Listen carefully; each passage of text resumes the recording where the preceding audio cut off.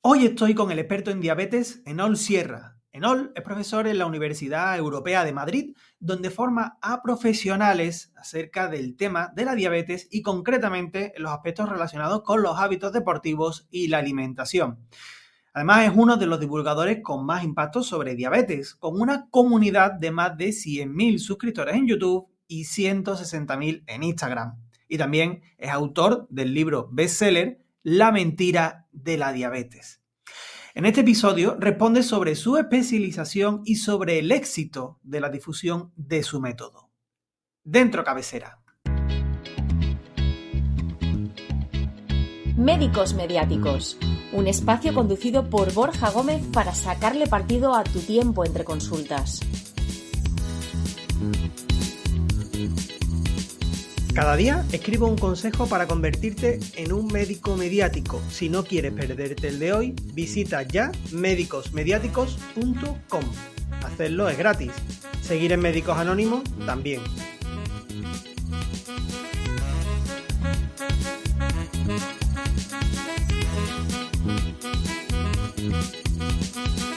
Hola Enol, ¿qué tal? Bienvenido al podcast de Médicos Mediáticos. Es un placer, Borja, de que hayas contado conmigo y que estés aquí. Y nada, felicitarte por este programa porque yo lo sigo y me gusta mucho. Y nada, un placer pues poder aportar lo que pueda aquí hoy. Nada, el placer es mío. Y bueno, aunque ya te he presentado, he dado algunas pinceladas sobre ti, pero cuéntanos, ¿quién es Enol? Pues nada, Enol es una persona normal que al final se interesó por la diabetes desde hace mucho. Y yo siempre digo que no me gusta ponerme pues, ni medallitas ni nada porque en el fondo yo creo que es algo negativo, ¿no? Porque yo creo que tengo como un pequeño trauma infantil que no he superado de cuando mi abuela se murió por la diabetes. Y pues no sé, fue como un punto de inflexión en el que hizo que me interesara por la diabetes. Y bueno, y eso me llevó pues a especializarme en la enfermedad, pero sobre todo a intentar desvincularme un poco de la parte de la investigación científica y centrarme un poco más en la parte más del trato y en la ayuda al paciente o a otros profesionales que quieran hacer pues lo que yo hago, porque creo que después de tantos años, de ver, sobre todo de ver a familiares que lo sufren y tal, te das cuenta de que realmente sí, la investigación tiene su papel, pero que hay muchas cosas que no llegan y que no se acaba de ayudar finalmente a las personas. Y eso es un poco lo que hago ahora y sobre todo, pues, quién soy, ¿no? Porque al final yo creo que quién eres, pues, al final es reflejo de lo que haces, ¿no? Más allá de lo que has estudiado, o de lo que has conseguido anteriormente. Ujú. Estupendo, precisamente te iba a preguntar por qué te habías especializado en un campo tan concreto como la diabetes y sobre todo en soluciones para mejorarla, para revertirla, reduciendo los medicamentos. Claro. Sí, yo cuando empezamos con esto fue, o sea, yo en la propia carrera universitaria, yo hice lo que ahora es el CAFID, ¿no? Que la licenciatura en Ciencias de Ejercicio y Deporte. Mm. Y en esa época, ya hace bastantes años, pues me resultaba raro, ¿no? Cuando escuchaba la palabra diabetes, era como que, o sea, no le prestaba atención, como que miraba para otro lado. Y luego me di cuenta que debía tener ahí como una especie de bloqueo, cosa mental rara, ¿no? Ujú. Y de repente pasó como de un año a otro, o sea, fue a partir del primero o segundo, fue como un cambio radical en mi vida. Me empezó a interesar muchísimo la salud, estudiaba más de diabetes que de mi propia carrera y fue como hacer inmersión máxima, ¿no? Y sobre todo a raíz de que no mi abuela la que falleció, sino la otra, pues tuvo un diagnóstico y yo empezaba a ver los efectos del ejercicio que tenía en la diabetes, que estábamos viendo en fisiología y en todas las asignaturas, pero no puede ser esto que no se haga. O sea, si esto es como el antídoto de la diabetes, o sea, ataca a todas las dianas terapéuticas a la vez que estamos abordando con un montón de farmacología diferente, ¿sabes? Ujú. Y cuando le pasó esto a mi abuela, vi que tenía mucho miedo con el tema de la diabetes y tal, y ella había tenido obesidad, o sea, tenía obesidad, y algo que me hizo clic, digo, joder, es que qué fácil es ayudar a estas personas, ¿no? Mi abuela en ese caso se dejó ayudar. Y ella con 70 y pico años consiguió revertir la diabetes tipo 2. Fue la primera persona que yo vi que revertió la diabetes tipo 2. Y lo que me llamó la atención es que el abordaje de cambio de hábitos era muy diferente. ¿Por qué? Porque ella siempre había visto, sí, tengo obesidad y tal, tengo sobrepeso, pero bueno, Ya está, pero ese día que tuvo la glucosa alta fue como un cambio, un punto de inflexión, fue en plan, no, no, es que esto ya es una enfermedad, esto es una cosa seria, esto hay que prestarle atención.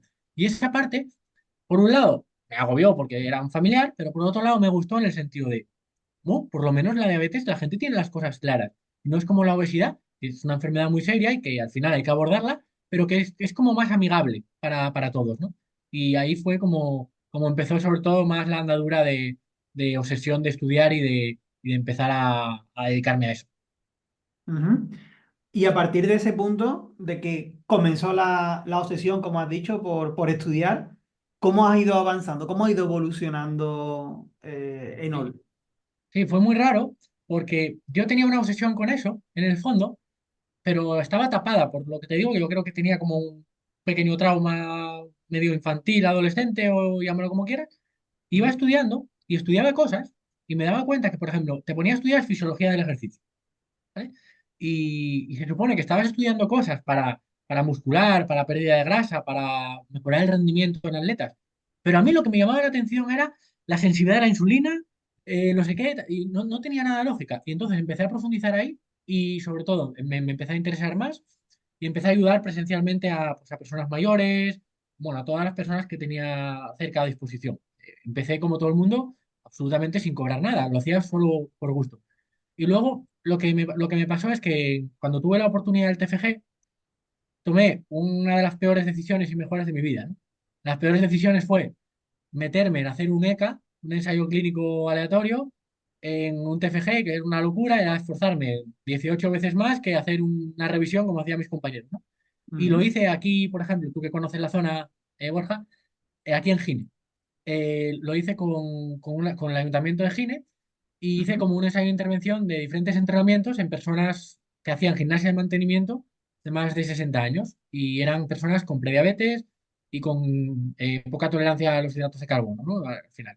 Y eso fue como me metí en la investigación, hice pues un estudio que luego publicamos y eso lo publiqué también en un congreso internacional en Málaga y eso me dijo, mira, esto me gusta, creo que se me da bien, además llevo años ya estudiando esto, vamos a seguir por aquí. Y el siguiente paso a eso fue, pues ya empezar a divulgar información, que no lo hacía con vistas de nada, porque no me gustaban las redes sociales ni nada. Además creía que, por ejemplo, Instagram que era una mierda, porque al final, para absorber información, en aquella época no le veía lógica, como por ejemplo YouTube, que era un formato más educativo, ¿no? Veía que como la que la gente perdía mucho el tiempo y no prestaba atención y que no había personas mayores en Instagram en aquella época, ¿no? Eso era lo que yo me contaba. Mira ahora la cuenta cómo es. Y sobre todo, lo que me llevó después de eso es, pues oye, luego hice un máster de especialización en diabetes, que es, bueno, realmente es un máster médico, un máster de especialización médica en diabetes, pero lo hice porque quería aprender, porque me di cuenta que desde mi carrera había un problema y es, o sea, desde mi carrera no, el gremio médico normalmente está muy acotado en cuanto a estudio. Es decir, tú normalmente en cualquier tipo de carrera puedes estudiar un máster de lo que te dé la gana, aunque tengas otra carrera, y dices tú, "Pues voy a estudiar un máster del no sé qué". En cambio, por ejemplo, en la medicina, el tema de estudiar, por ejemplo, un máster en diabetes, que en mi carrera no hay, pues es complicado porque está bastante cerrado. Yo, por ejemplo, intentaba ir a jornadas, algunas jornadas que pues, al final eran organizadas por la industria farmacéutica y tal, antes bueno, de en redes caerle mal, ¿eh? O sea, esto fue antes de que yo les caiga mal por lo que hago en las redes. Pero antes de eso, pues yo intentaba ir a las jornadas y no te dejaban ir por no ser médico. Y eso me llamaba la atención y me generaba un poco de rechazo. Digo, ¿qué sentido tiene? O sea, ¿por qué un médico tiene que saber cómo abordar una hipoglucemia, lo que es, si al final las hipoglucemias las tengo yo en el centro? Es decir, la gente entrenando, yo voy a tener hipoglucemias también, ¿no? O más, incluso que un médico en una consulta. Entonces, Ujú. ¿por qué pasa esto? Entonces dije, bueno, pues ya que tengo un negocio online, ya que me va bien, me meto en un máster de estos médicos privado, por una universidad privada, y lo hago pues me gustó mucho, cogí mucha información. Y luego también eso es lo que me ayudó para acabar pues siendo profesor y docente en másteres universitarios, donde formamos pues a médicos, a licenciados en ejercicio, y bueno, y fisioterapeutas, viene alguna vez algún nutricionista. Y bueno, y he formado parte en algunos másteres universitarios, tanto dando la parte de prescripción de ejercicio físico en la diabetes, como la parte de fisiopatología de la diabetes, que jamás pensé que me iban a llamar así, a mí como profesor de eso. Así, porque al final es algo más, ya más técnico, ¿no? Y eso es un poco el camino. Ahora mismo, pues, después de formar a profesionales, tenemos una empresa que ayuda a muchos pacientes. De hecho, ya hemos tenido más de 1.000 pacientes recientemente, que es con una metodología que yo llamo el método Stop Diabetes. Es un método porque es un sistema, está sistematizado semana a semana lo que tiene que ir haciendo las personas para que vayan incorporando el cambio de hábitos, entendiendo el porqué de las cosas y no tanto porque sea un método mágico de tomarse test o de cosas de esas extrañas, ¿no? Es un método porque es en el mejor sentido de la palabra método, ¿no? De metodología. Y Ujú. eso es un poco el camino que hemos recorrido. Esto me ha llevado también a crecer en redes a medida de profundizar y machacar con el mensaje que yo considero adecuado. Y nada, pues poco más que añadir a la historia. Ujú. Bueno, casi nada. Enol, te quiero preguntar sobre algunas de las cosas que has comentado, pero antes ha habido una cosa que me ha llamado la atención, que has dicho antes de caerle mal a la industria farmacéutica. Sí, sí. ¿Qué es lo que te pasa con la industria farmacéutica? ¿Por qué les caen mal? No, a mí no me pasa nada. Lo ¿Qué que les pasa es pasa a que ellos? lo que pasa es que creo que hay muchas injusticias que se están cometiendo y no solo muchas injusticias, sino que estamos mal educados socialmente. O sea, entendemos que la medicación es una cosa que no es y la medicación tiene un papel muy importante. Sobre todo, el papel más importante que yo veo en la diabetes es darte tiempo. Es decir, la medicación no cura.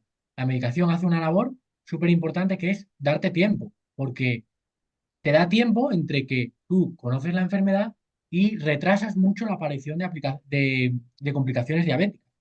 Pero el problema que hay en la diabetes, en otras enfermedades no pasa. Pero en la diabetes, en la tipo 2 estoy hablando ahora mismo en concreto, el problema que pasa es que no sabemos exactamente todas las vías por las que sucede, pero los estudios nos muestran que la medicación va perdiendo efectividad en el tiempo. Entonces, que la medicación por sí sola en una diabetes tipo 2 no sirve. Hay que hacer un abordaje de cambio de hábitos y hay muchos profesionales o incluso malinterpretaciones de las guías que se hacen que hay personas que no es que la medicación sea mala, es que la medicación es el único abordaje que hace. Y eso no tiene sentido. O sea, es directamente ir al fracaso. Ya no vamos a hablar, pues al final la medicación ayuda, pero en unos contextos adecuados, pero si tú no mejoras metabólicamente, al final vas a empeorar, vas a tener complicaciones diabéticas, vas a pasarlo mal, vas a tomar cada vez más medicamentos. Además, esos medicamentos al final van a hacer una bola que van a ocasionar efectos secundarios que te van a hacer necesitar pues, más farmacología. Yo creo que es algo que no se comunica, o por lo menos no se comunica como se debe, y es un problema, porque es un problema por varios sentidos. Nos gastamos más dinero a nivel de gobiernos, de sociedad, las personas sufren más, las personas llegan más tarde al verdadero abordaje y eso es un problema porque hemos visto que si tienes menos de 8 años de diagnóstico de diabetes tipo 2 la enfermedad se puede revertir, pero igual si pasas demasiado tiempo distraído, ya te tienes que conformar con una mejora y no con una remisión. Entonces, creo que esa parte es también, habría que hablarla y sobre todo luego cuando salen las guías pues las últimas guías que salieron de abordaje de endocrinología, por ejemplo, en Estados Unidos, que son guías a ver, yo creo que la industria debe estar bien metida en el tema porque son los que financian la investigación, pero lo que veo que no tiene lógica es que los médicos que escriben las guías, las personas que lo redactan, están sumamente financiados por la industria, donde ganan muchísimo más dinero de la propia industria que de su propio oficio. Entonces, yo veo bien que la industria financie estudios, por ejemplo, sobre medicamentos, para seguridad, eficacia, mejoras, coño, pero que financie de esta forma la- a las personas que escriben las guías, me parece que eso ya no se debería consentir. No sé cómo lo veis vosotros desde el periodismo, pero yo lo veo demasiado, demasiado evidente. Ujú. Sí, está claro. Meter dinero, financiar ese tipo de cosas hace que la información sea muy tendenciosa, no sea una información objetiva, ¿no? Que es que sería lo ideal, que fuera objetiva. Claro, y el problema es que lo que yo veo es, donde no se debería permitir ese tipo de conflictos de interés, además luego casi no se refleja abajo, ¿sabes? Muy pocas veces se reflejan. Mm. Pero no es lo mismo tener un conflicto de interés tan fuerte en unas guías de actuación clínica que en un estudio que hago del Ozempic. ¿Por qué? Porque esas guías se las van a leer a pies juntillas, sin preguntarse nada, todos los nuevos médicos que haya. Claro. Entonces es como mucho más problemático, ¿no? Y que luego tiene sentido, oye, pues al final está claro, si tú haces un estudio sobre un medicamento, pues lo haces porque tienes que tener también un retorno económico y todas las empresas que no ganan dinero, pues quiebran. Eso yo lo veo totalmente lógico y la industria farmacéutica, pues financia la mayoría de la investigación, porque los gobiernos no financian nada, casi. Entonces, es normal, pero de ahí a que las personas que redacten unas guías de actuación clínica que estén totalmente untadas, pues no lo veo bien. No, la verdad es que no. Y Enola, has dicho que han pasado más de 1000 pacientes por tu método. Mm. Eh, ¿Cuál es el perfil, más o menos, ¿no? Si se pudiera hacer como una especie de perfil o perfiles de los pacientes que han pasado por ti. ¿Y Sí, cómo han llegado hasta ti? O sea, tú tienes un negocio online, ¿cómo te han mm, conocido y cómo han acabado contratando tu servicio? sí. Yo, por ejemplo, el perfil de personas son personas mayoritariamente por encima de los 45 años, de hecho más de 50, y son personas con diabetes tipo 1 y con diabetes tipo 2, indistintamente, pero hay un mayor porcentaje de pacientes con diabetes tipo 2. Y hay un mayor porcentaje de pacientes con diabetes tipo 2, pero no tampoco muy excesivo, ¿no? Porque trabajamos con ambos perfiles y trabajamos también con muchas diabetes tipo LADA que los diagnostican mal como diabetes tipo 2 y luego resulta que son otro tipo de... Pero bueno, eso si quieres lo comentamos después. Ujú. Pero principalmente eso, ¿y cómo yo consigo pues llegar a ellos? Pues al principio fue muy natural.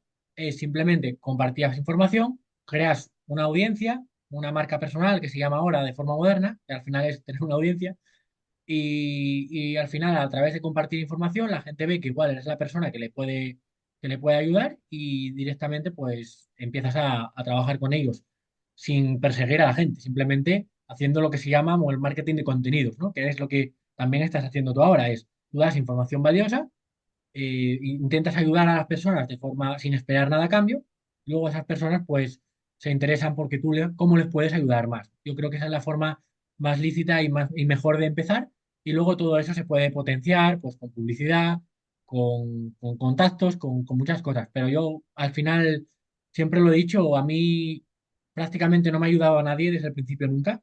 Pues no sé por qué, a otros compañeros sí, a mí no, a mí no, nunca me han ayudado, nadie, ni organismos, ni ayuntamientos, ni asociaciones, ni absolutamente nadie. Y bueno, pues empecé así y así es como seguimos. Me gusta también esa parte de, oye, que todo el que me quiera ayudar, pues le mando un abrazo desde aquí, pero que en el fondo no tener la necesidad de que te ayude nadie también yo creo que es muy valioso y eso nos lo permiten pues las redes sociales, pues, la divulgación y también la parte periodística que hacéis vosotros, pues muchas cosas. Yo creo que esa fue la mejor forma. Lo primero, dar, dar, dar y no querer recibir antes de dar, ¿no? Como empiezan muchas personas. Yo cuando abrí las cuentas de Instagram, de YouTube, de todo, yo no tenía ni idea de monetizar, no sabía ni que se podía monetizar, ni que quería monetizar, que es otra cosa importante. Yo simplemente quería compartir información y luego se vino yendo, ¿no? Todo. Pero yo creo que también ese es el error de muchas personas, ¿no? Antes de abrir la cuenta ya están pensando cómo van a ganar dinero. O sea, creo que primero hay que sembrar y luego recoger, ¿no? Como dice mi abuelo, que si no las patatas no salen. Ujú. Pues te quiero preguntar para conocer un poco mejor cómo lo hace, porque estoy seguro que muchas de las personas que nos están escuchando quieren construir una marca personal más potente y bueno, tienen algunas dudas sobre esto que tú estás planteando. Entonces, vamos a seguir profundizando un poquito más sobre esto, ¿vale? Pero antes quiero recordar a nuestros oyentes que estamos en el podcast de Médicos Mediáticos y hoy estamos con el experto en diabetes Enool Sierra, que es profesor universitario en este área y también autor del bestseller La mentira de la diabetes. Y antes de seguir, te aviso que cada vez más especialistas aplican nuestros consejos de comunicación para convertirse en médicos mediáticos. Así que no te pierdas el de hoy y recíbelo ahora entrando en médicosmediáticos.com. Enol, has dicho, empecé creando marca personal. ¿Cómo lo hiciste? ¿Te abriste cuenta en Instagram, cuenta en YouTube, ¿no? Las dos a la vez. Y Mm, fue en la pandemia más o menos. ujú, Y yo al principio, pues con más miedo que vergüenza, abrí, abrí lo que es el YouTube y Instagram. Y de aquella época incluso tenía conflictos con todo y me llamaba Deporte Mayores. No sé si alguno me seguía desde aquella época. En la pandemia. Y luego, pues me di cuenta y digo, "Va, no me representa. Si yo estoy orientado a la diabetes, ¿por qué me llamo Deporte Mayores?". Eso fue porque me creé una web de deportemayores.com en la carrera al principio, ¿no? ujú, Y ya mantenía el dominio y eso, y digo, va, esto hay que romperlo, ¿no? ¿Y cómo empecé? Pues, ¿cómo es la forma de empezar? La forma de empezar que hay ahora, yo, por ejemplo, bueno, no lo sabes, pero lo comento por aquí por encima. Yo ahora mismo, con todo el equipo de editores que tenemos y de estructura que hago de marketing de contenidos, porque creo firmemente en eso, pues lo he como desvinculado un poco de mí y hemos creado como una empresa aparte, ¿sabes? Bueno, como una agencia de contenidos, ¿no? ujú. Y esa es la que, como llevamos las cosas. Y sobre todo lo que quiero decir ahora es, para que la gente, para ser honesto con la gente y que la gente lo entienda, es, lo que había que hacer en mi época no es lo que hay que hacer ahora, Ajá, ¿sabes? sí. Eso es muy importante.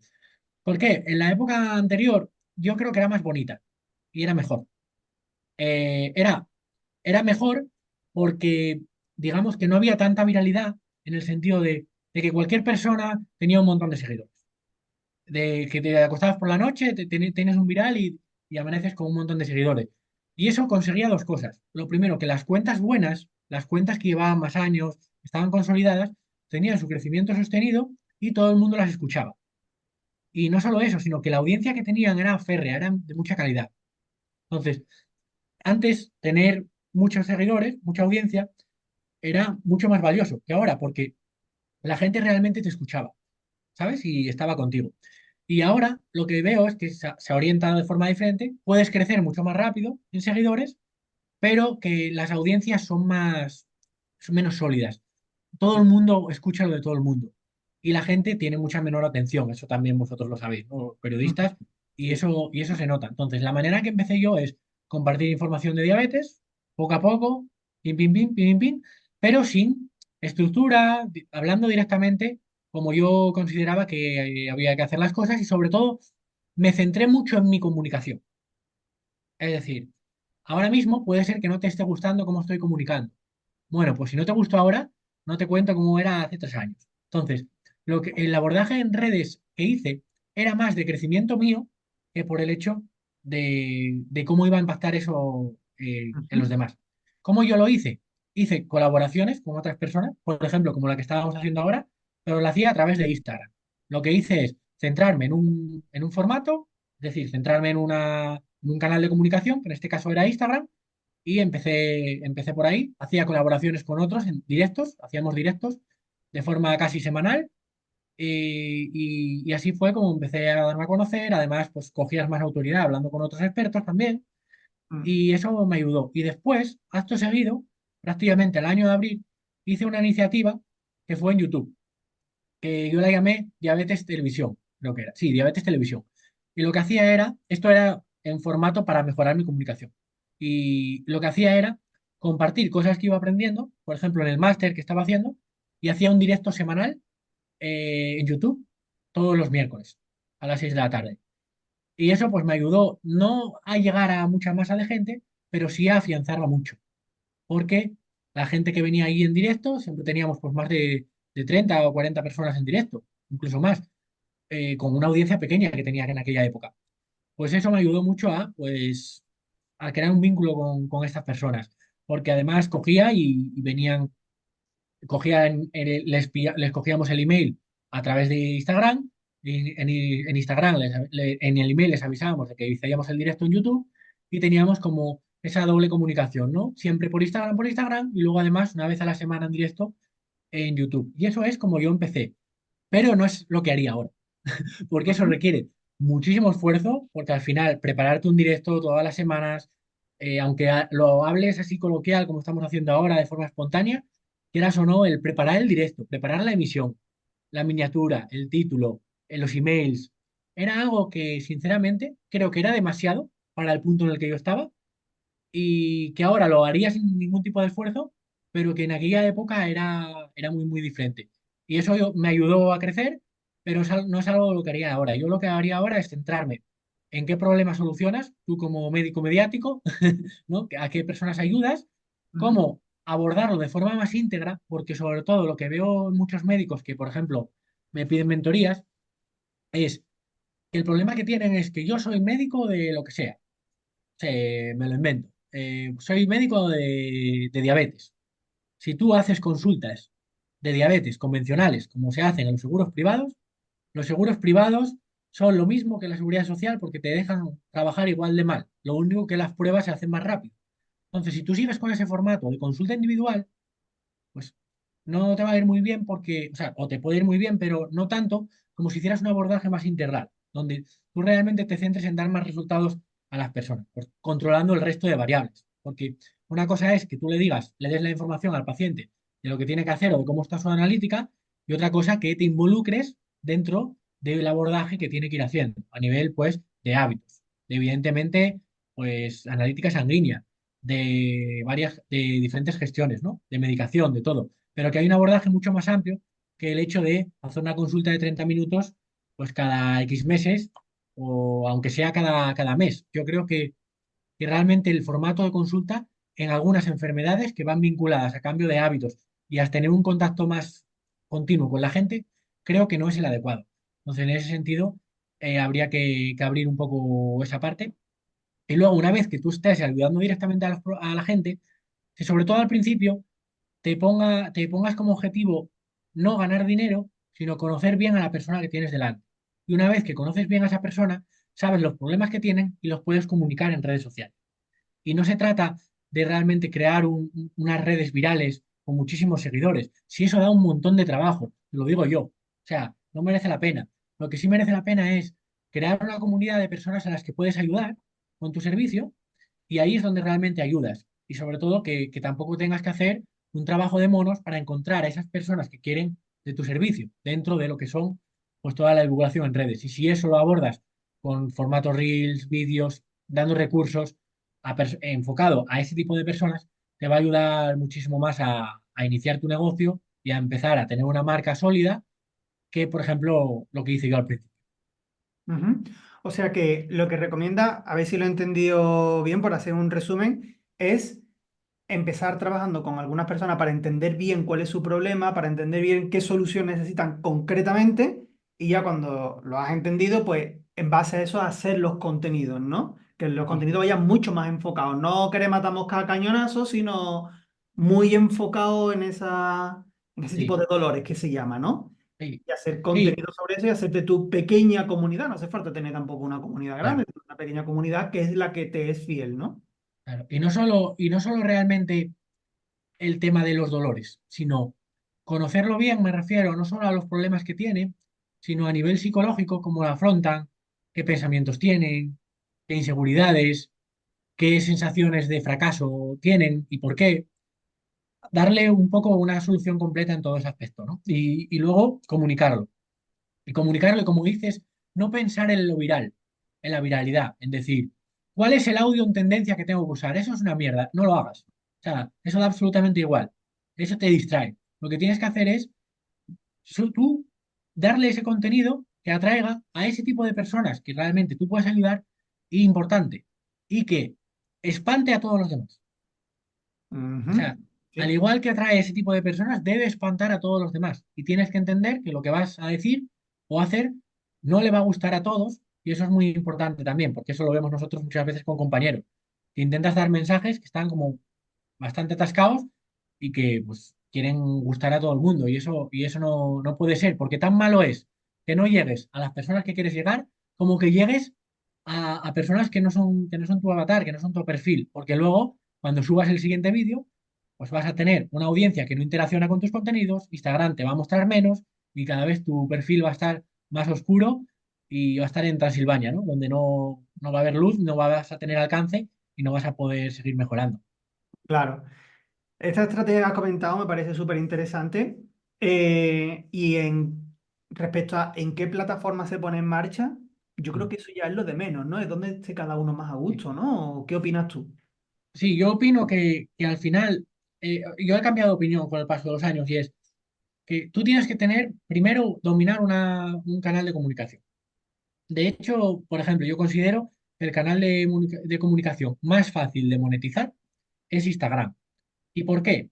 Porque te permite crear relaciones con tus prospectos de forma mucho más fácil, a través de los mensajes directos, con las historias. Es mucho más sencillo conectar con ellos que con otros formatos.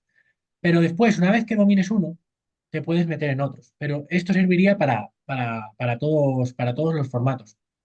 Pero claro, al final esta es la parte, ¿no? Que tienes que tener callo. Es decir, antes de meterte con lo siguiente, tienes que tener callo. Muchas veces, o sea, nosotros con la agencia lo vemos. Le hacemos ahí a personas 30 reels al mes. O sea, hay personas que no están preparadas para hacer 30 reels al mes. Que tenemos que empezar con un paquete de 12. O sea, hay gente que no está preparada. No es por tema de tiempo ni nada de eso, son por bloqueos, porque no estás acostumbrado a hacerlo y entonces te cuesta mucho trabajo. Entonces necesitas callo. Esto es como estudiar. El primer día que empiezas no te metes en la carrera. Tienes que pasar por la ESO, luego el bachiller y luego la carrera, ¿no?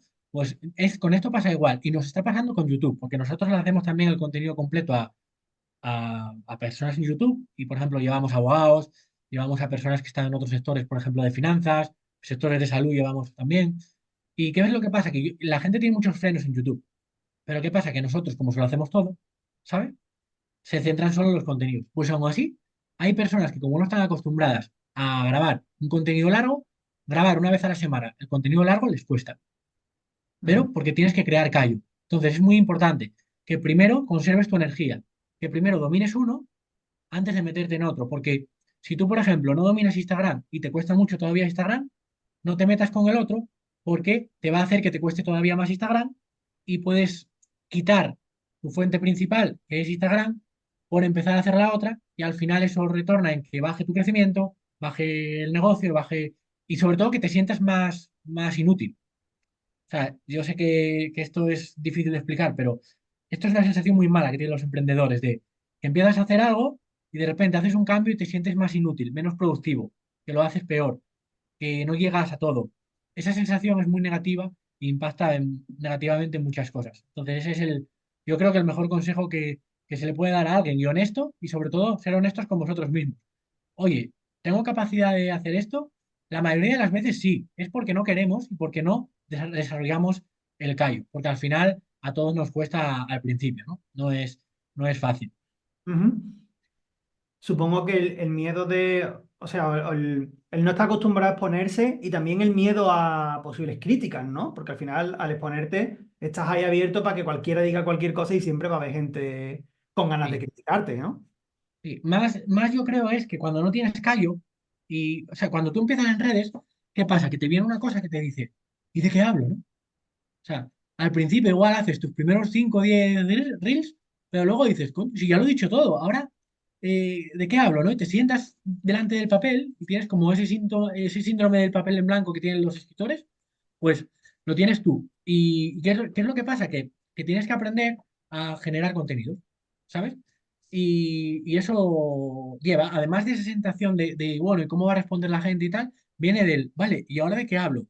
¿Hablar de esto será suficientemente bueno?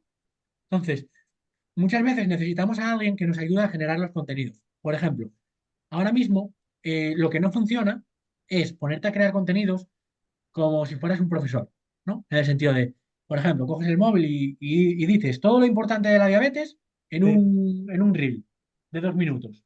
No, sí. tú lo que tienes que hacer es centrarte en un contenido de valor pequeño en un reel. Eso es ahora lo que funciona. Es decir, imagínate que pues, tú vas a hablar de... Hay muchas vitaminas importantes en la diabetes. Te pongo el ejemplo. Esto lo entiende todo el mundo.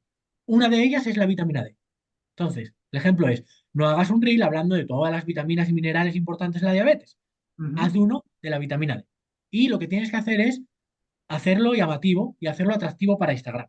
Es decir, vas a hablar de la vitamina D, pues empiezas comentando pues un gancho de lo que nadie te ha dicho de la vitamina D. Luego cuentas una historia relacionada para envolver un poco el contenido y que la gente le genere más interés, más intriga. Y luego comentas el aporte de valor de la vitamina D y luego dices que te sigan o que te dejen un comentario o lo que sea. Entonces, Ujú. creo que entender eso es muy importante a la hora de generar contenidos, porque por donde antes sacabas un contenido, ahora puedes sacar cinco. Entonces, y no solo puedes sacar cinco, sino que va a funcionar mejor, va a ser mucho más atractivo y digerible para la gente. Tenemos que entender que Instagram es una red social de entretenimiento. Entonces, tienes que hacerlo entretenido, aunque tu contenido sea educativo. Ujú. Estupendo. Enol, te quería preguntar también sobre tu libro, porque precisamente se llama La mentira de la diabetes. ¿Cuál es esa mentira de la diabetes y cómo te está funcionando el libro? Como también a nivel de divulgación, como otra herramienta más de divulgación. Sí. Pues mira, la experiencia de escribir el libro fue bonita, ¿no? Yo creí que no iba a poder, y lo escribí relativamente rápido y me fue bastante bien. La mentira de la diabetes se llama la mentira de la diabetes no porque haya una mentira concreta, sino es un título clickbait, ¿no? Pero sobre todo está orientado, la idea fue porque lo que quería o sea, desmitificar con el libro lo divido en diferentes apartados. Y digamos que los diferentes apartados son como las mentiras que los pacientes se creen sobre la diabetes y que yo te voy como un poco desmantelando. Y por qué? Pues que la gran mentira de la diabetes, que esa era tu pregunta, es pues la desinformación que tienen muchos pacientes alrededor de su enfermedad y que hace que ese sea el principal escollo de su no mejora, ¿no? No es tanto el no saber lo que hacer, el no saber X cosas, sino el creer mentiras de forma arraigada continuamente, como pues muchas cosas, ¿no? No mejoro la diabetes porque en mi cumpleaños me como un dulce. No mejoro la diabetes porque de los 365 días hubo uno que no caminé o muchas cosas de ese estilo, ¿no? Entonces lo que hacemos es abordar diferentes mitos que son básicos, como por ejemplo pues el mito del azúcar, el tema de la glucosa alta por la mañana, que no es por lo que has cenado, pues varios mitos en el que pues yo creo que es importante que la gente conozca para que puedan abordar bien la enfermedad a nivel de tejido muscular, bueno, todos esos mitos que hay que... No me centro en todos los mitos, ¿no? Porque hay mitos que son bastante irrelevantes. Me centro solo en aquellos que hacen que realmente la gente no consiga resultados. Ujú. Y bueno, como decías, como estrategia, pues la verdad es que se han vendido muchos más libros de los que me esperaba. Al final todo el mundo sabe que escribir un libro no es para hacerte rico, no vas a ganar dinero escribiendo un libro, eso te lo adelanto ya, a no ser que seas bastante famoso, que no es mi caso. Y bueno, en el caso del libro, ¿por qué lo escribí? Lo escribí como un puente, ¿no? Es decir, oye, pues igual hay personas que realmente no pueden acceder a los programas que tenemos avanzados. ¿Cómo hago? Pues algo que les dé más información y sobre todo que les dé algún recurso más para que puedan mejorar. Y de hecho así fue. Muchas personas pues, me han agradecido eternamente escribir el libro, les ha ayudado mucho y además es un vínculo diferente porque ya es algo en papel que tienen en su casa, que se leen con tiempo, entonces van profundizando, van aprendiendo más las cosas, prestan más atención y tienen como una parte tuya en su casa. Y eso crea un vínculo, yo creo que más importante que cualquier red social no te puede dar, ¿no? Y sobre todo, lo que he aprendido durante estos años es que tú hay cosas que no puedes hacer en Instagram y en YouTube, porque no es el entorno y el contexto para hacerlo. Es decir, por ponerte un ejemplo, tú no le puedes enseñar a comer a la gente en un libro en un vídeo de YouTube ni de Instagram. Porque la gente está para entretenerse, está para aprender pequeñas cosas. No le puedes meter varias cosas de golpe. No lo asimila. Entonces, en el caso de los libros o de las formaciones, sí. Y creo que eso es algo que no entiende el usuario final, pero que tú tienes que entender como profesional. Es decir, oye, cada cosa está para una cosa, ¿no? Y seguramente muchos os ha pasado. ¿Cuántos podcasts o vídeos te has visto, por ejemplo, de marketing o de comunicación? ¿Vale? Ahora léete un libro. O sea, ¿por qué los libros es lo que te transforma? Porque en el libro pones tu atención, no hay otra cosa, y le dedicas más horas. En un libro tardas horas en leer. Un vídeo es visto y no visto. Y creo que esa parte es muy importante a nivel de marcas personales, es interesante.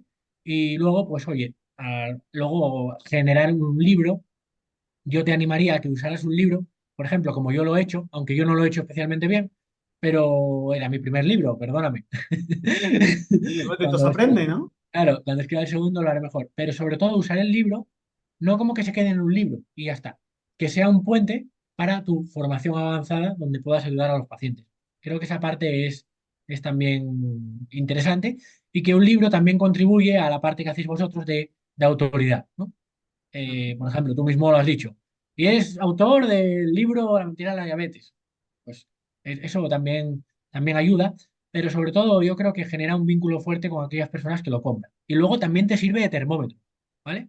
No, porque esto yo lo veo en muchos emprendedores, en muchas marcas, ¿no? Sí, yo tengo una comunidad enorme, muy fiel, a mí me quieren. Saca un libro. Mm, Dime cuántos te lo han comprado. Una persona que no te compra un libro es que le das igual, literalmente. O sea, si no te compran el libro es o porque no conectan contigo, porque no les interesa el tema. A ver, tampoco te van a comprar un libro por ti, pero al final, si por ejemplo un libro que te cuesta 20 euros o 30, por ejemplo, el mío costaba 30. Si tú en un lanzamiento de un libro no lo compras por 30 euros, es que el nivel de compromiso, de adhesión con esa cuenta o tal, pues es mínimo. Yo, por ejemplo, he comprado libros y simplemente lo compro por apoyar a la gente. ujú. Entonces, es así, ¿no? Entonces, en ese sentido, pues se han vendido miles de libros y yo sé, pues, que los miles de libros que la gente me compra, pues son gente que por lo menos te escucha, ¿no? Y eso es importante, generar esa realidad. Porque es lo que te decía, que hoy en día cualquier persona puede tener un montón de seguidores. Es más, yo tengo amigos y compañeros que hacen un vídeo viral de repente y suben un montón de seguidores, pero luego no los ve nadie los vídeos. Entonces, eso pasa mucho. Entonces, esto sirve también para aterrizar un poco con los pies en la tierra. Es decir, yo he conocido personas que tenían 5 veces más seguidores que yo y han vendido menos de la mitad de libros. Entonces, Mm. tienes que tener eso y eso te hace asentar las bases y decir, vale, pues igual no soy tan importante, ¿sabes? Porque yo qué sé, la Tamara Gorro sacó un libro y se lo compró todo Cristo. Pues tú, como no eres la Tamara Gorro, pues no te vas a comprar el libro, aterriza, no eres nadie, ¿sabes? Eso es un trabajo de humildad que podemos hacer. O la Belén Esteban, sacó un libro y vendió no sé cuántas copias, sí, pero tú no eres la Belén Esteban, a ti no te quiere nadie, no eres el príncipe del pueblo, pues espabila. Tienes que centrarte en otras cosas, porque yo veo que los números son muy tóxicos para la mente. Es decir, yo creo que las redes sociales en ese sentido son muy tóxicas. Hay gente que por tener seguidores se cree realmente importante y son el último mono, ¿vale? O sea, yo el primero, que al final tu vida no le importa a nadie. Tú realmente le importas a alguien si les ayudas a solucionar sus problemas y ya está, ¿no? Poco más. En ese sentido, yo creo que los libros son muy buenos y yo además creo que los libros, más allá de que escribas un libro o no, que te formes con los libros. Los libros son la mejor herramienta para aprender ahora mismo que hay, porque te quita de las pantallas y porque sobre todo tú te lees un libro de alguien y premeditadamente no hay un algoritmo que te enseñe esos contenidos porque son los que son afín a ti. Es decir, tú te coges un libro, te lo lees y te vas a comer todo lo que te diga el autor. Las cosas con las que estás de acuerdo y con las que no estás de acuerdo. Y creo que eso es muy potente, porque hoy en día en redes sociales, los algoritmos en YouTube, en Instagram, en todos lados, te muestran solo la parte que tú estás de acuerdo, con lo que tú concuerdas. Entonces, que estamos muy polarizados en ese sentido. Y los libros nos ayudan a tener esa visión amplia, a entender, por ejemplo, yo tengo aquí el libro de Ismael Galancho, ¿no? El equilibrio de tu glucosa. Lo estoy viendo aquí, de Grijalbo. Pues habrá cosas que me encantan, igual hay algunas cosillas con las que no estoy muy de acuerdo, que en el fondo no, porque Ismael lo hace genial. Pero entiéndeme, que el Sí, sí. problema que hay en las redes es ese, y en la tele, y en los periódicos, y en todos lados. Mm. Que hay como mucha red de conexiones de vamos a ver lo que queda bien para esta persona. Y en los libros no tiene eso. Ujú. Al final, lo que tú dices, en las redes, incluso en los medios también, porque al final uno consume los medios con los que es afín y lo que hace es reforzar su propia postura, no abre Claro. la mente a otras cosas, ¿no? Igual que con las redes y todo esto. Ya que estamos hablando de libros, Enol, y por ir terminando la entrevista, ¿qué libro nos recomendaría a los oyentes del podcast? Puede ser de tu tema, puede ser de marketing o puede ser de lo que te dé la gana. ¿Qué libro nos recomendaría? Aparte del tuyo, por supuesto, entiendo, ¿no? Sí, Estaría el bonito mío, que nos recomendara el tuyo. El mío también. Lo que pasa, a ver, muchos profesionales han comprado mi libro y me han dicho, no, es un libro muy bueno, me ha ayudado muchísimo y tal. Y yo, pero si es un libro para pacientes. O sea, lo he escrito en un idioma muy llano, ¿no? Entonces, Ujú, hay a pacientes, por ejemplo, profesionales que me lo han comprado como para ver un poco la comunicación y eso. De hecho, tengo muchos médicos de atención primaria que me dicen, no, me veo tus vídeos y me leo todo lo que haces porque me ayuda a comunicarme mejor con mis pacientes. Pues, ujú. oye, genial. Pero que está pensado para pacientes, ¿vale? Si sois personas dedicadas al mundo de la diabetes, profesionales, tampoco os lo recomiendo encarecidamente, ¿no? Mi libro. Entonces, qué libros recomiendo? Pues a ver, en este caso, mirar el de Ismael Galancho, el de Equilibra tu glucosa, me parece que es un libro muy bueno en relación a metabolismo, o sea, a metabolismo, a mejorar realmente lo importante de personas con diabetes o personas con problemas metabólicos. Es muy bueno. Otro libro que os recomiendo muchísimo, para sobre todo profesionales médicos, es el libro de Javier Butragueño de Entrena para la Vida. Es un libro donde se pone el ejercicio en su sitio, para lo que realmente es, que no es ni para adelgazar, ni para verse bien, ni para bajar la glucosa. Es para equilibrar todos los sistemas que tiene nuestro cuerpo y creo que lo ejemplifica muy bien y me gusta mucho. Otros libros que me han ayudado, pues hay otro libro que es el de Trascender sobre los niveles de conciencia de David Hawkins. No sé si lo conocéis. A mí me gusta mucho y si, por ejemplo, tienes haters, te animo a que lo leas. Porque es un libro como un poco de espiritualidad, pero de alma, un poco de las cosas que no nos solemos leer, ¿sabes? Y como es algo tan diferente a lo que tú crees y tú tienes conocimiento, te abre mucho prisma. Y a mí ese me ha ayudado. Habla sobre los niveles de vibración que tiene pues, al nivel de conciencia de las personas. Creo que es muy bueno. A mí me gustó mucho. Y así en general, pues más, más libros por ahí, pues, libros de comunicación. Pues el de Fer Miralles me gustó mucho. Y pues así que me vengan ahora. Yo creo en el fondo el mensaje que hay muchas veces en redes de este libro me cambió la vida. Yo creo que eso no es así.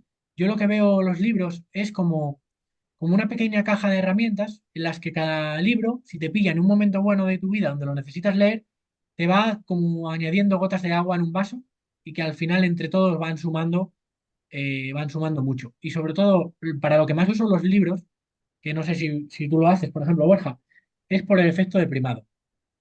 Es Por el decir, hecho de... de primado. Es decir, el efecto de primado es que cuando tú, por ejemplo, lees una información o veis un vídeo o lo que sea, por ejemplo, cuando yo hablo contigo, lo último que me va a venir a la cabeza, así de forma espontánea, es aquello de lo último sobre lo que he leído. Sí. Entonces, por Mm. ejemplo, imagínate que yo me hiciera una formación contigo de marketing o de comunicación. Pues lo que haría es que los días previos antes de ir, para tener esa espontaneidad, me leería pues, o me releería, porque no se trata siempre de leer más. Oye, léete los libros que son buenos. Los que son una mierda no los vuelvas a leer, quémalos, ¿sabes? Entonces, porque muchos más son malos, pues cogen libros buenos, libros que tengan sentido, que te hayan ayudado y los vuelves a releer pues 2 o 3 días antes de, por ejemplo, hacer una conferencia, hacer una entrevista como ahora. Yo, por ejemplo, ahora eso no lo he hecho, fallo mío. Pero si tú haces eso, a nivel de detalles, de espontaneidad, de tener ideas claras en la cabeza, te ayuda mucho. De hecho, Sí. yo, por ejemplo, cuando escribí mi libro, La mentira de la diabetes, la semana antes de empezar a escribirlo, me leí todos los libros que pillé de diabetes. O sea, todos los que veía que tenían medio sentido, hasta los malos, me los leí todos. ¿Para qué? Para tener ese efecto de primado a la hora de empezar a escribirlo y unirlo con mis propios conocimientos, pero sobre todo a nivel de estructura, a nivel de, oye, ¿qué dicen los demás libros? ¿Y por qué el mío va a ser diferente? Y va a ser mejor. Pues que eso yo creo que ayuda mucho los libros, porque al final los libros te hacen estar muy concentrado y te hace absorber mucho mejor todo. Ujú. Sí, colocarte, ¿no? En ese punto, ¿no? En la zona, ¿no? Tema marketing, ¿no? Pues voy a leer el libro de marketing para estar con la cabeza puesta en ese Claro, mundo, ¿no? Sí, a mí me pasa claro, también cuando leo algún libro de lo que sea, luego me vienen ideas relacionadas con eso. claro. Eh, Inconscientes, además. sí, sí, sí. Claro, entonces eso es lo que te permite, por ejemplo, hacer una conferencia de nivel 8 a nivel 10. Ujú. porque esa espontaneidad, esa, esa lluvia de ideas concretas o de ejemplos o de metáforas, te va a llover de forma automática. Sí. Y creo que eso, bueno, nunca se lo había contado esto a nadie. Me siento un poco raro también hablando de esto, pero No, creo de verdad en lo que te estoy diciendo. Y creo que para eso los libros ujú. son bastante buenos.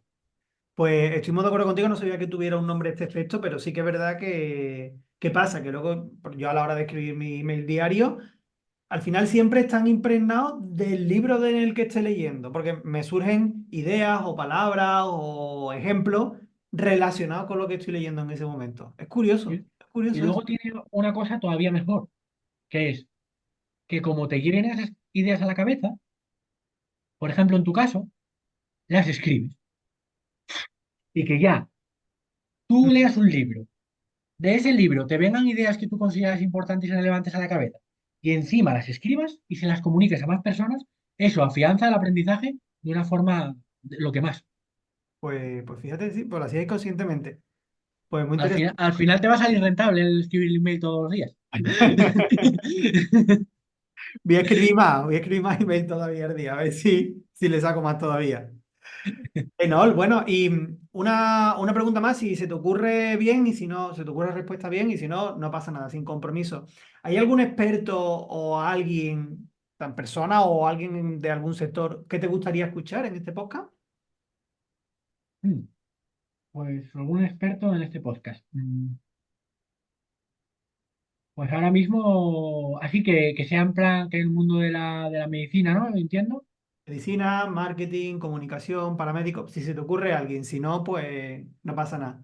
Sí, déjame un medio minuto y voy a pensar en alguien. Pues en comunicación, yo creo que hay pocos médicos haciéndolo bien, ¿eh? Te lo digo en serio. Hay pocos. Pero, por ejemplo, si pudieras traer a este podcast de comunicación a Fernando Miralles, estaba súper pillado. Yo, bueno, yo tengo previsto formarme con él ahora cuando venga a Sevilla, a ver Ujú. si puedo. Pero me gusta mucho. ¿Y por qué creo que muchos médicos lo hacen mal? Porque comunican cosas muy técnicas. Eh, o no es tanto el tecnicismo, sino es la poca cercanía que se nota al hablar, Sí. ¿sabes? Creo Mm. que hay que llenarlo mucho, sobre todo en el idioma de redes sociales, ¿vale? Por ejemplo, te voy a decir a alguien que comunica muy bien y que empatiza mucho y que a mí no me gusta, para que veas lo objetivo que soy, ¿sabes? Ujú. Por ejemplo, al hacer los vídeos, cómo hace los reels, el doctor Biter. El cabrón lo hace muy bien en redes. ¿Qué pasa? Que no concuerdo con lo que dice. Por ejemplo, a nivel de la grasa sanadora, de comer cuanto más grasa mejor, que el colesterol no importa, todo eso yo no estoy de acuerdo. O sea, que creo que el colesterol sí impacta, el LDL en concreto, en el riesgo cardiovascular, que puede que no sea lo más importante, pero yo sí creo en eso. Dice cosas que son falsas, como cosas de la fruta, como que la fruta te va a matar, que la fruta es mierda, bueno, cosas de ese estilo, pero no os dejéis envenenar por el mensaje. O sea, Ujú. mirar el cómo lo hace, ¿sabes? Mirar cómo hace la comunicación con los reels. No es ni medio normal el alcance que tiene. Es, y cómo conecta con la gente, cómo busca el enemigo común, cómo genera esos buenos y malos. Eso lo hace bien y eso lo podemos hacer todos, entre comillas, a ver, sin volvernos tan bestias y teniendo una ética con nuestros principios y valores. Pero lo hace bien. Y otra persona que os quiero recomendar, que recientemente estoy viendo, que sé que a nadie le va a gustar lo que voy a decir, pero es que como me da igual lo que pienses, pues te lo voy a decir. Tú di lo que tú Eso es, quieres, aquí estamos que en eso es casa. una parte buena de la comunicación disruptiva y de crecer en redes sociales, el que realmente te da igual lo que piensen los demás. Y, por ejemplo, otra persona que lleva la estrategia de comunicación y de marketing relacionada, a ver, se pasan algunas cosas, pero me refiero que pienses en la estrategia, no en el mensaje. Es Yados, no sé si lo conocéis. Sí. La estrategia que hace Yados me parece muy buena. Creo que Yados habla para un grupo de personas que están en la drogadicción y tal, y que no podemos extrapolar a todo. Yo no concuerdo con el hacer sentir mal a la gente, porque al final yo tengo mis sesgos también. Yo vengo Yo trabajo con personas con enfermedades y hacer sentir mal a las personas con enfermedades es lo menos ético que Claro. hay en el mundo, ¿sabes? Yo no concuerdo con eso. Pero voy más allá, el cómo captar la atención, el cómo lanza los mensajes, el cómo el tío te fusila a vídeos. Creo que no somos conscientes lo importante que es eso con los pacientes. Los pacientes viven en su mundo de enfermedad.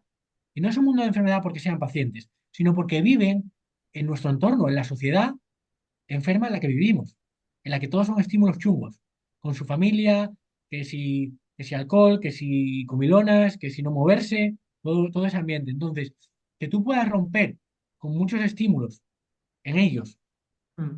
que hacerles despertar conciencia, que tampoco tienes que cambiarles la vida por completo, pero que empiecen a incorporar pequeñas cosas. Y creo que esa frecuencia de vídeos es muy importante. Lo que pasa es que es difícil de hacer y que necesitas inversión.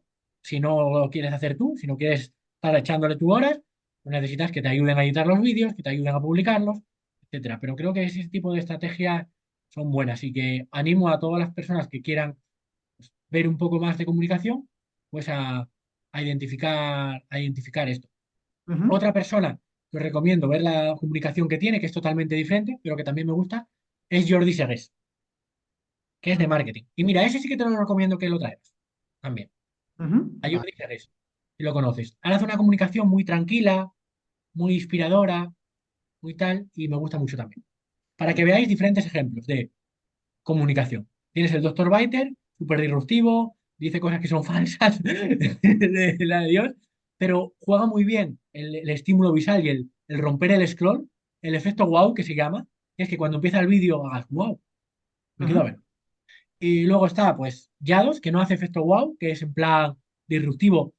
Yados, la diferencia que hay con el Dr. Biter es, el Dr. Biter hace vídeos virales, ¿no? En cambio, Yados es viral él.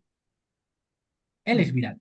Él te coge un vídeo sin editar, te lo viraliza, porque es él el que es viral. Y luego está el caso de Jordi, que lo que hace es decir verdades que todo el mundo sabe, pero que nadie se atreve a decir, y te lo mete con historias inspiradoras y con un tono muy amigable y un tono de voz como muy envolvente y agradable de escuchar. Entonces son como tres perfiles muy diferentes que yo creo que a todo el mundo le ayudaría a escuchar. Muy bien, muy interesante. Y Enol, por último, quien quiera conocer más de ti, seguirte, ver cómo comunicas y también aprender de eso, saber dónde está tu libro, dónde lo puede comprar, dónde te puede encontrar. Sí, a mí me podéis encontrar desde hace tiempo. He cambiado el nombre de todas mis redes sociales a Enol Sierra. Me podéis encontrar en Instagram como Enol Sierra, en YouTube también como Enol Sierra, y bueno, y en Facebook y en TikTok. ¿Vale? Donde menos casos voy a hacer es en TikTok, porque yo creo que TikTok es una selva muy importante. Pero luego en Instagram, por ahí, o si que me queréis escribir para lo que sea, pues podemos seguir y estar en contacto. Y nada, la red más fuerte ahora mismo que tengo, pues es Instagram. Ujú. Estupendo. Pues entonces, Enol Sierra en cualquier red social, principalmente en Instagram, es donde tú dedicas más tiempo, ¿no? Y más atención.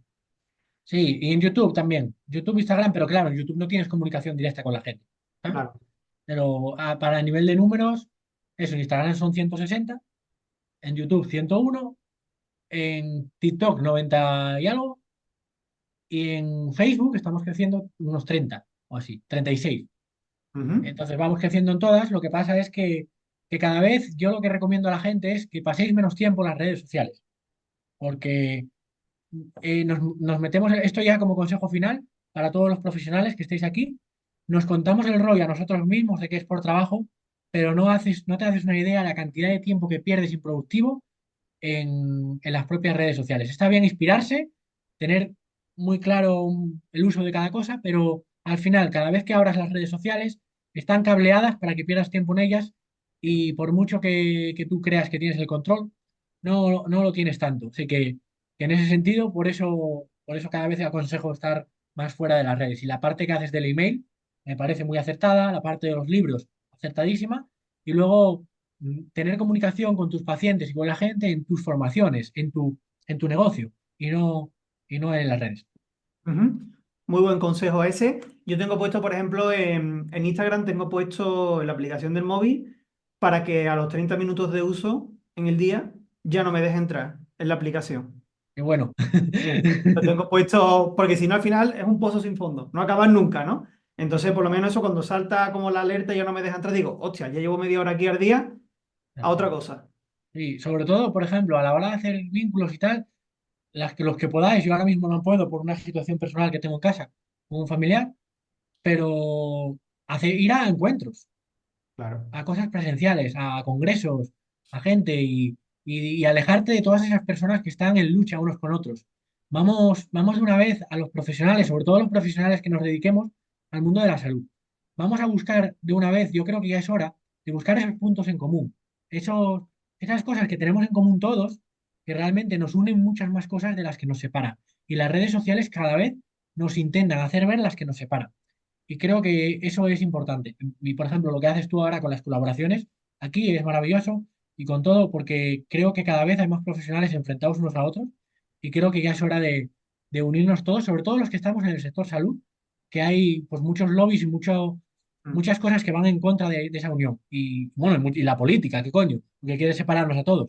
Ya ves. Pero yo creo que unirnos es importante, porque al final, por muchas creencias que tengas en cuanto a tu estrategia nutricional, de ejercicio, de lo que sea, si al final estamos de acuerdo todos en el 90% de las cosas y no nos damos cuenta. Muy bien, pues muy buena reflexión final, Enol. Y muchas gracias por el tiempo que nos has dedicado y por todas las cosas tan interesantes que nos has contado. Nada, un placer enorme a todos los que nos han escuchado, que han llegado aquí hasta el final, que son aquellas personas que sí tienen atención y que se leen los libros. Así que, así que nada, os mando un abrazo a todos y gracias a ti, Borja, por la invitación y un placer participar.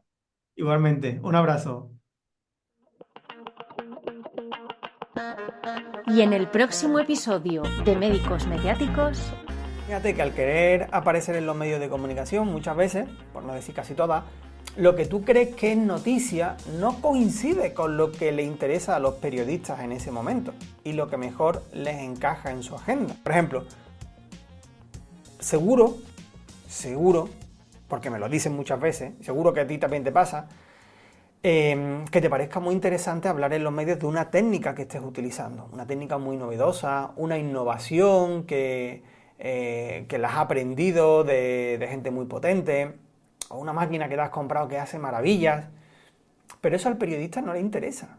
Al periodista no le interesa sacar esos contenidos, no le interesa hablar de una máquina, hablar de una innovación, de algo complicado, porque aunque para ti sea sencillo, tú tienes un nivel de conocimiento muy grande. Y el periodista no llega a eso, ni el periodista ni la gente de la calle. El periodista es un representante de la gente de la calle. Si no le interesa a él, no le va a interesar a la gente. Bueno, pues hasta aquí el episodio de hoy. Si quieres tener la mejor información práctica para convertirte en el médico que sale en los medios de comunicación, entra en médicosmediáticos.com y así no te perderás el consejo del día para darte a conocer y aumentar tu autoridad. Te espero el próximo martes con un nuevo episodio del podcast de Médicos Mediáticos. Que la prensa y la salud te acompañen.